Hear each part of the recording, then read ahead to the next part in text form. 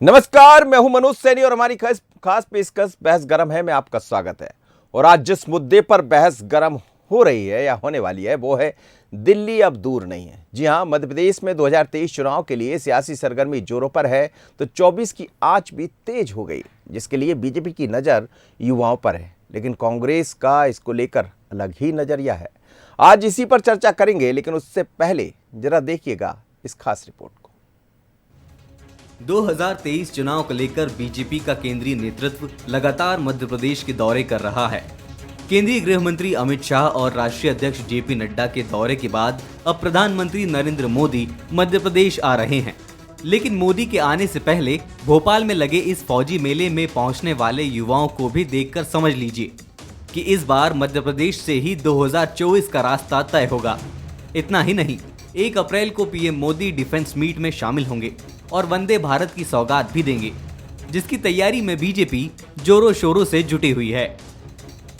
पूरी भारतीय जनता पार्टी ने तैयारी के साथ कमलापति रेलवे स्टेशन पर और जो माननीय प्रधानमंत्री जी जब कमलापति रेलवे स्टेशन स्वागत के लिए पहुंचेंगे तो रास्ते के अंदर भी और सड़कों पर, चौराहे पर भारतीय जनता पार्टी के कार्यकर्ता और जनता जनार्दन माननीय प्रधानमंत्री जी का भव्य स्वागत करेंगे। मध्य प्रदेश विधानसभा चुनाव को लेकर बीजेपी के साथ कांग्रेस का जोश भी हाई है। चुनाव में अब कुछ ही महीनों का वक्त बचा है और दोनों ही दल 2018 को ध्यान में रखते हुए कोई गलती नहीं दोहराना चाहते। शायद इसलिए केंद्रीय नेतृत्व लगातार मध्य प्रदेश के दौरे कर रहा है, लेकिन कांग्रेस बीजेपी को आईना दिखाते हुए अपनी जीत का दम भर रही है। मध्य प्रदेश से हर चीज़ की शुरुआत होगी और सबसे पहले बदलाव की शुरुआत होगी। 2023 का जो विधानसभा चुनाव आएगा वहाँ से भारतीय जनता पार्टी की यहाँ से विदाई होगी और कमलनाथ जी की सरकार बनेगी। और वंदे भारत ट्रेन को तो प्रधानमंत्री जी पहले भी झंडी दिखा चुके हैं, अब उसके लिए भोपाल आके उसको झंडी दिखा रहे हैं, तो उनके पास पर्याप्त समय होगा जो ये सब काम कर रहे हैं। अगर वो इस समय का उपयोग जो मोदी और अडानी के रिश्ते हैं उन्हें बताने में करते तो बहुत अच्छा होता। सियासी दलों के बयानों से इतर मध्य प्रदेश दोनों ही दलों के लिए बेहद जरूरी है। 29 लोकसभा सीटों के अलावा मध्य प्रदेश हिंदी हार्टलैंड है, जहां हिंदी और हिंदुत्व की पॉलिटिक्स हमेशा हावी रही, तो उतना ही मजबूत जनसंघ और बीजेपी की नींव भी रही है। इसके अलावा मध्य प्रदेश उत्तर और दक्षिण राज्यों के बीच अहम कड़ी है, जिसका सीधा इफेक्ट हिंदी बेल्ट के 7 राज्यों और लोकसभा चुनावों में भी देखने को मिलता है। जाहिर है जो मध्य प्रदेश को साधेगा उसके लिए दिल्ली की राह भी आसान होगी। Bureau report, Bansal news. तो मध्य प्रदेश में भारत के प्रधानमंत्री नरेंद्र मोदी 1 अप्रैल को पहुंच रहे हैं और यहां डिफेंस की कॉन्फ्रेंस में शामिल होंगे। उसके अलावा वंदे मातरम ट्रेन को हरी झंडी दिखाएंगे। जाहिर है ट्रेन में भी जो बच्चे यात्रा करेंगे वो सभी युवा होंगे, पढ़े लिखे युवा होंगे। पहली यात्रा उनकी रहेगी और वो समझेंगे कि आखिर वंदे मातरम ट्रेन जो तैयार की है भारत की सरकार ने उसके क्या मायने हैं। दूसरी तरफ हम देखें तो डिफेंस की जो कॉन्फ्रेंस होने जा रही है उससे पहले एक मेला भी लगा, जिस मेला का नाम है फौजी मेला। हालांकि इसका और उसका संबंध नहीं जोड़ा जा सकता, लेकिन जब राजनीतिक स्तर पर संबंध को तलाशेंगे तो कुछ नज़र आ जाएगा। यहाँ भी वही युवा पहुँच रहे हैं जो 18 में अपनी भूमिका कम निभा पाए थे, लेकिन 23 में एक बड़ी भूमिका में होंगे, 24 की भूमिका में होंगे। और जाहिर है पहली बार भारतीय सेना का शौर्य और शक्ति वो समझने का प्रयास कर रहे हैं और जाएंगे तो फिर परिवार को भी बताएंगे, क्योंकि यहाँ बात मेड इन इंडिया की भी हो रही कि मेड इन इंडिया यानी भारत ने कितनी उन्नति की है सैन्य के क्षेत्र में और जो सामरिक क्षमता है भारत की वो कैसे बढ़ी है। इसीलिए कांग्रेस ने भी ये कहा है कि वो आ रहे हैं, स्वागत है प्रधानमंत्री का, लेकिन वंदे मातरम को लेकर सवाल खड़े कर दिए। और दूसरी तरफ भारतीय जनता पार्टी स्वागत करने जा रही, वो भी व्यापक स्तर पर। जहां से नरेंद्र मोदी गुजरेंगे वहां स्वागत भी होगा, फूल भी बरसेंगे। पर इन सब के पीछे सियासी मायने क्या तलाशते हैं। आलोक संजय जी जुड़ रहे हैं, पूर्व सांसद है भारतीय जनता पार्टी के। आलोक जी बहुत स्वागत है आपका। राजेंद्र मिश्रा जी हैं, पूर्व विधायक मंत्री कांग्रेस के। सर आपका भी बहुत स्वागत है। आलोक जी, प्रधानमंत्री आ रहे हैं, भारत के प्रधानमंत्री नरेंद्र मोदी है और ये भी इत्तेफाक है कि पहले अमित शाह जी छिंदवाड़ा आ गए, उसके बाद हमने देखा कि आपके राष्ट्रीय अध्यक्ष जेपी नड्डा साहब भी आए, अभी राजनाथ सिंह भी मध्य प्रदेश की धरती पर पहुंच गए, अब प्रधानमंत्री नरेंद्र मोदी भी आ रहे हैं।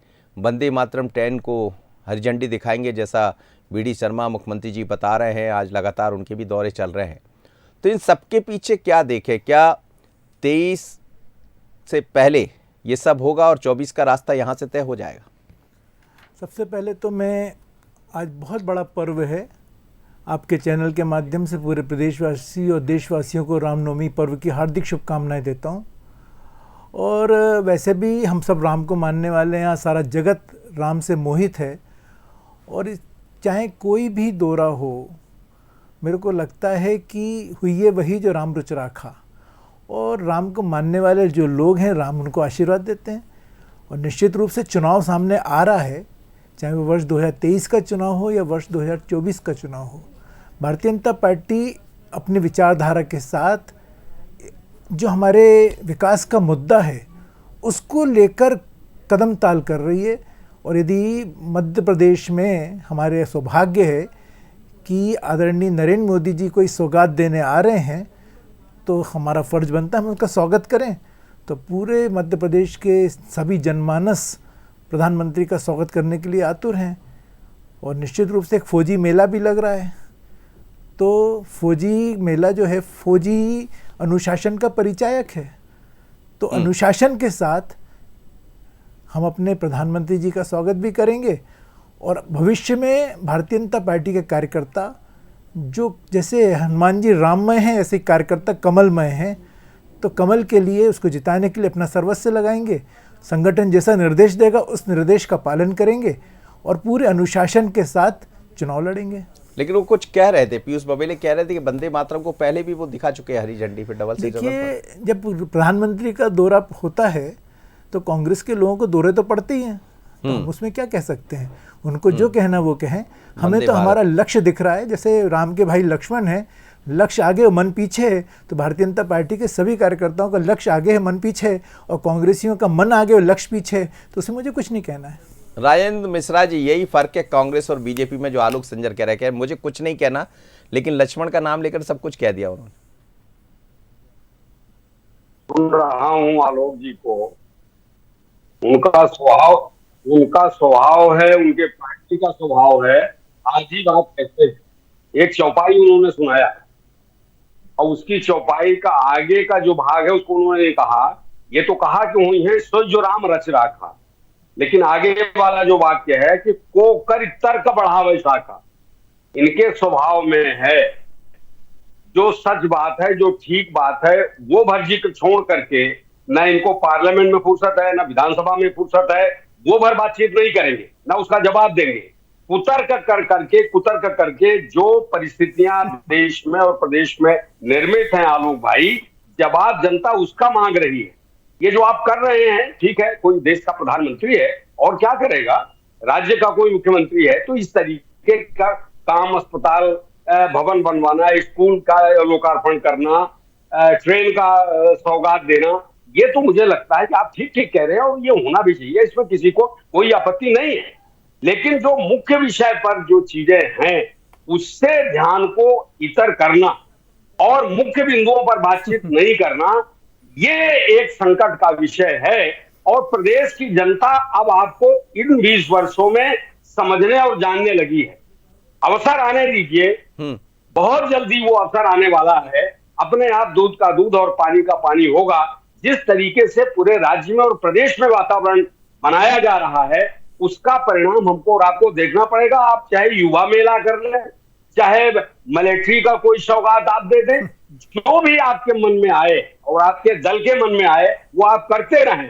जनता समझ गई है और इसका परिणाम आपको निश्चित रूप से मिलेगा, ऐसा मेरा मानना है। आलोक जी, देखिए, मेरा ये मानना है कि कांग्रेस के हमारे आदरणीय राजेंद्र भाई साहब जो हैं, उनका जो कहना है उसमें कहीं ना कहीं भय दिख रहा है।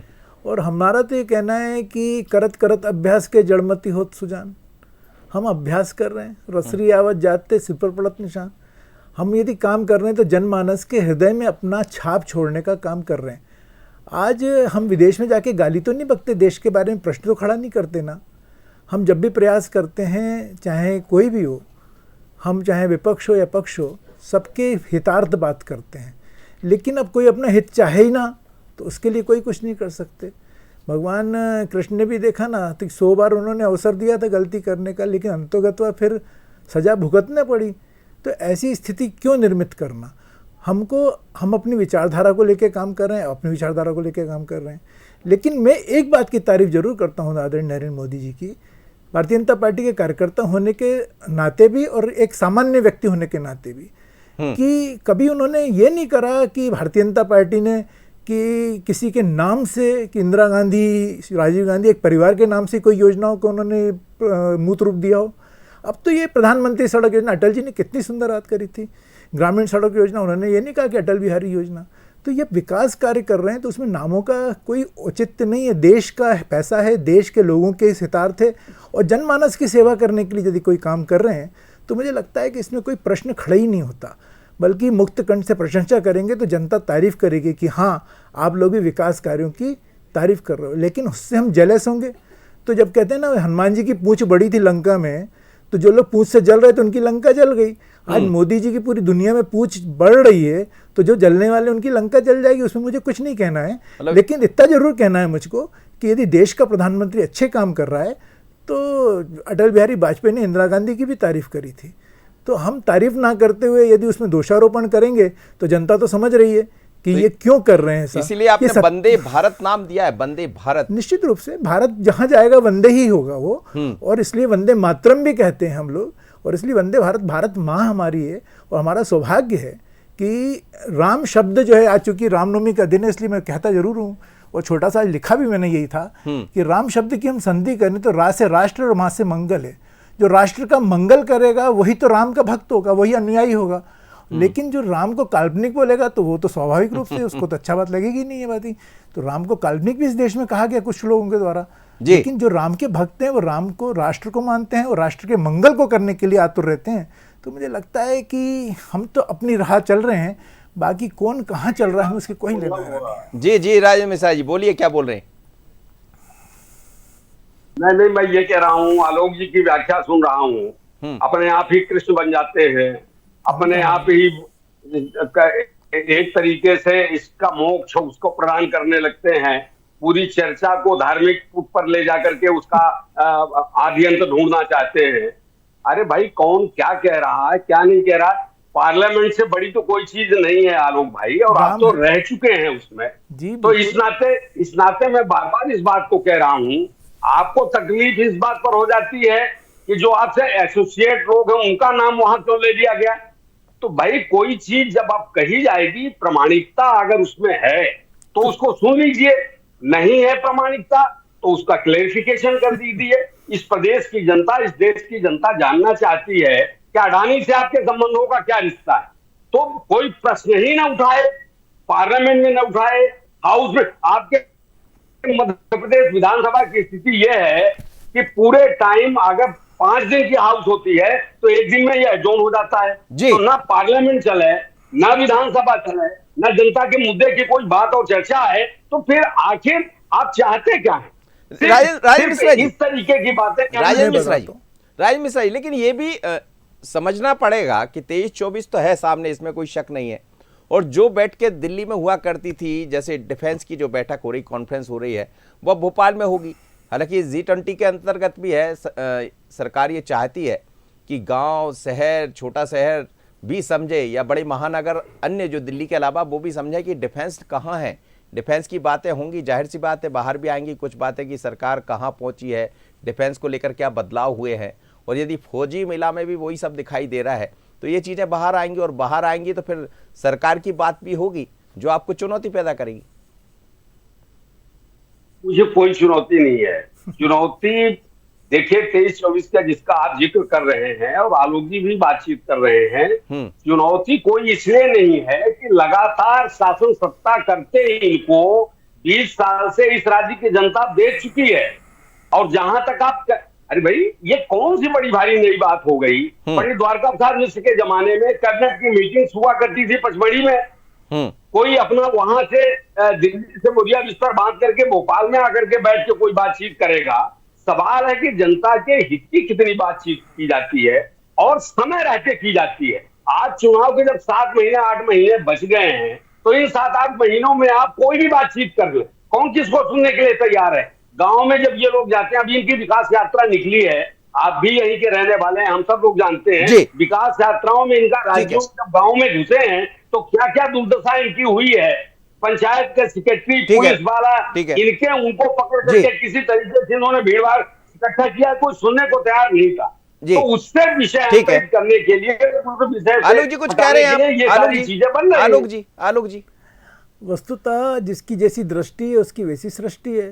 इसमें मैं ये कहूँगा कि राजन जी जो जिस तरह से देख रहे हैं, क्योंकि कहावत है ना पुरानी, सावन के अंधे को हरा ही हरा दिखता है, तो इनको तो अपनी कांग्रेस के कार्यकाल में जो कुछ हुआ वही अच्छा दिख रहा है। लेकिन वर्तमान में पहले राजनीति हुआ करती थी, लेकिन नरेंद्र मोदी जी और शिवराज जी के नेतृत्व में आज मैं गर्व से कह सकता हूँ कि नीति से राज चल रहा है। और जब नीति से राज चल रहा है तो स्वाभाविक है टेंशन आना। तो कांग्रेस के लोग परेशान हैं कि ऐसा हम क्यों नहीं कर पाए पहले, और इसलिए आज जनता समझ रही है इस बात को, जनता देख रही है। आज यदि आप यूथ के बीच में जाओगे, युवाओं के बीच में जाओगे, तो वो भी यही कहते हैं, अपने आप स्वतः उनके नाम मुंह से निकलता है कि नहीं अब तो दिख रहा है कि पहले और तब में और अब में कितना अंतर आ गया है। जब यूथ बोलने लग जाए, आज देखिए ग्रामीण क्षेत्रों में आप देख रहे हो, जैसे कि अभी आपने बात अच्छी बोली, G20 के माध्यम से भी आज देश का मान सम्मान कहाँ बढ़ रहा है, व्यक्ति का नहीं बढ़ रहा है, भारत माँ का बढ़ रहा है। जब भारत माँ के मान सम्मान की बात आती है तो हम सबको एक होकर काम करना चाहिए, लेकिन G20 पे भी प्रश्न चिन्ह खड़ा कर दिया। अब कितनी बड़ी सौभाग्य। मैं तो आज एक छोटा सा उदाहरण देता हूँ कि कमल, उसमें यदि उसमें लोगो बना था तब लोगों को टेंशन हो गया कि कमल लोगो क्यों बन गया। कोई नरेंद्र मोदी जी ने थोड़ी बनाया था, सारे राष्ट्रों ने मिलकर उसको तय किया था। तो अब कमल से वहाँ परेशानी होगी, बेचारा फूल का क्या लेना देना उससे, राजनीति से, लेकिन उसको भी लेकर टेंशन। तो जिसको टेंशन में रहने की आदत ही हो गई हो तो उसके टेंशन को दूर कैसे किया जा सकता है। इसलिए हम लोग मुक्त कंठ से भगवान करे आप टेंशन में नहीं रहो। बोलिए बात है, टेंशन लेना भी नहीं चाहिए, बीपी बढ़ता है उससे, शुगर बढ़ती है, इसलिए मौज में रहें हम लोग। और राजनीति को बहुत अच्छे मन से यदि हम करेंगे, जिस तरह प्रधानमंत्री जी बार बार आह्वान कर रहे हैं कि हम अच्छे मन से राजनीति करें। देखिए चुनाव आएंगे, चुनाव खत्म भी हो जाएंगे, सरकारें भी आएंगी, बदल जाएंगी, लेकिन जो सरकार आज काम कर रही है उसकी मुक्त अच्छे काम यदि कर रही तो मुक्त कंठ से प्रशंसा करने की हम आदत डालें तो मुझे लगता है कि फिर अच्छी स्वच्छ राजनीति हो सकेगी। चलिए सर, एक अंतिम प्रतिक्रिया आपसे लूंगा मैं मिश्रा जी, इस पर एक छोटी सी प्रतिक्रिया दीजिए, फिर एक और खबर पर मैं बात करूंगा। जी राय मिश्रा जी क्या बताएं? राय मिश्रा जी वो कह रहे थे कि सावन के अंधे को जी वो कह रहे थे कुछ सावन के अंधे को, मैं नहीं कह रहा हूँ, नहीं खैर अब आलोक जी का सम्मान है, मैं इस विषय पर तो क्या कहूं अगर वो इस तरीके की बात कर रहे हैं और फिर ये तय तुकार की भाषा का अच्छा मुझे अच्छा नहीं लगता कि मैं इस तरह से बातचीत करूं। लेकिन मैं केवल इतना ही कहना चाहता हूं कि जैसा इनका ये भाव प्रकट करते हैं, अगर अंदर से भी उसी तरीके का इनका दल बल हो तब तो फिर वास्तव में नाराज हो जाए। ये प्रकट कुछ करते हैं, कहते कुछ हैं, इनका मुखौटा कुछ है, जो गोविंदाचार्य जी ने अटल बिहारी वाजपेयी जी के लिए कहा था, ये प्रकट कुछ करते हैं और अंततः इनका मनोभाव कुछ और होता है, उसके पीछे इनका हिडन एजेंडा होता है। और वो हिडन एजेंडा केवल प्रदेश स्तर पर नहीं, राष्ट्रीय स्तर तो पर क्या पीएम के आने का भी कोई हिडन एजेंडा है? आ गई बात जगह पर, पीएम के आने का भी हिडन एजेंडा नजर आ रहा है आपको? प्रधानमंत्री के आगमन आपने पहले कह दिया 23-24 की जो बातचीत आप कर रहे हैं वो हिडन एजेंडा नहीं है तो क्या है? हिडन एजेंडे तो है ये। जी असली में जनता का अगर भला करना होता तो इन 20 वर्षों में क्या करते रहे ये? क्यों इनको विकास यात्रा में घर भागने पड़ रहे हैं? यही तो मैं आपसे पूछ रहा हूँ। ये नहीं कर पाए और आप उसको बरगलाना चाहते। अभी युवाओं की बात कर रहे हैं, कहां से सर्टिफिकेट इन्होंने दे दिया कि मध्य प्रदेश का युवा इनके ऊपर बड़ा प्रसन्न है? किसान मर रहा है, बेरोजगारी है, महंगाई है जी, पेट्रोल डीजल की कीमतों का हाल आप देख रहे हैं, उनसे विषयांतरित करने के लिए ये किसी फील्ड पर कहीं बातचीत करने को तैयार नहीं है। इस विषय को ओझल करने के लिए कभी मोदी जी को ला देते हैं, कभी चलिए सर मैं समझ सकता हूं, लेकिन प्रधानमंत्री नरेंद्र मोदी, सर आप बने रहिए, प्रधानमंत्री नरेंद्र मोदी मध्य प्रदेश में आ रहे हैं, राजनाथ सिंह यहां पहुंचे हैं और तैयारी यही है कि डिफेंस की कॉन्फ्रेंस में वो शामिल होंगे, वंदे भारत ट्रेन को हरी झंडी दिखाएंगे। लेकिन इसको लेकर भी राजनीति होगी, क्योंकि वो ऐसे दौर में आ रहे हैं जब पहले अमित शाह आकर जा चुके हैं, नड्डा आकर जा चुके हैं, राजनाथ सिंह यहाँ मौजूद है और प्रधानमंत्री आएंगे, डिफेंस की बात भी करेंगे और रास्ते से जब गुजरेंगे तो लोग भी अभिवादन करेंगे। तो क्या इसको चुनाव की दृष्टि से देखा जाए? कांग्रेस तो यही कह रही कि ये भी एक हिडन एजेंडा का समझ आता है, लेकिन क्या है एजेंडा? यहां रुकते एक छोटे से ब्रेक के लिए, जब लौटेंगे तो एक दूसरी खबर पर बात करेंगे। अभी लौटे।